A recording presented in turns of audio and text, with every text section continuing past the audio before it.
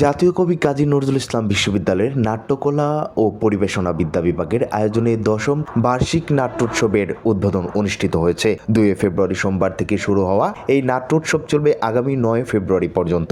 বিশ্ববিদ্যালয়ের পুরাতন কলা ভবনের জিয়া হায়দার থিয়েটার ল্যাবে প্রতিদিন ২টি করে নাটক মঞ্চায়িত হবে। নাট্যোৎসবের উদ্বোধন উপলক্ষে দুপুরে নতুন কলা ভবন থেকে একটি আনন্দ র্যালি বের করা হয়। র্যালিটি ক্যাম্পাস প্রদক্ষিণ শেষে পুরাতন কলা ভবনের সামনে গিয়ে শেষ হয়। পরে সেখানে আনুষ্ঠানিকভাবে নাট্যোৎসবের উদ্বোধন করা হয়। উদ্বোধনী অনুষ্ঠানে প্রধান অতিথি হিসেবে উপস্থিত থেকে নাট্যোৎসবের উদ্বোধন করেন বিশ্ববিদ্যালয়ের উপাচার্য অধ্যাপক ডক্টর মোহাম্মদ জাহাঙ্গীর আলম। উদ্বোধনী অনুষ্ঠানে উপাচার্য ডক্টর জাহাঙ্গীর আলম বলেন, সাহিত্য, নাটক ও সিনেমা সমাজের দর্পণ হিসেবে কাজ করে। নাটকের মাধ্যমে সমাজের নানা গুরুত্বপূর্ণ বিষয় সহজ ও আকর্ষণীয়ভাবে উপস্থাপন করা যায়, যা সব শ্রেণীর পেশার মানুষের কাছে গ্রহণযোগ্য হয়। অনুষ্ঠানে বিশেষ অতিথি হিসেবে উপস্থিত ছিলেন বিশ্ববিদ্যালয়ের রেজিস্ট্রার অধ্যাপক ডক্টর মোহাম্মদ মিজানুর রহমান। এছাড়াও বক্তব্য রাখেন নাট্যকলা ও পরিবেশনা বিদ্যা বিভাগের বিভাগীয় প্রধান ডক্টর ইসমত আরা ভুইয়া ইলা এবং কোর্স শিক্ষক সহকারী অধ্যাপক নুসরাত শারমিন। সঞ্চালনা করেন বিভাগীয় সহকারী অধ্যাপক মোহাম্মদ মাজাহারুল হোসেন তুকদার।